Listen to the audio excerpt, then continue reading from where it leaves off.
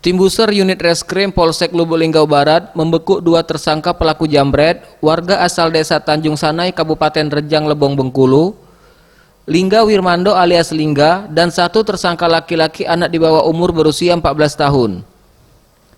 PLH Kapolsek Lubuk Linggau Barat Kompel Junaidi Lubed menerangkan, penangkapan kedua tersangka dari hasil penyelidikan petugas dan dari laporan korban, di mana aksi jambret dilakukan tersangka di kawasan Jalan Depati Said, Lubuk Linggau Barat, yang dialami Rinda, seorang ibu rumah tangga.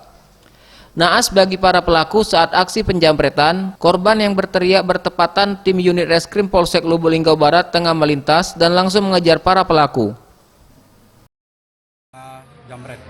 Perlu kami sampaikan di sini bahwa pelaku adalah dua orang, yang satu di bawah umur. Yang pertama namanya LW dan satu A, di mana korban ini dipepet sama-sama mengendalikan kendaraan motor, diambil. Selain mengamankan kedua tersangka, petugas juga mengamankan barang bukti satu unit sepeda motor yang diduga untuk melakukan aksi penjambretan. Tim Liputan Sriwijaya TV.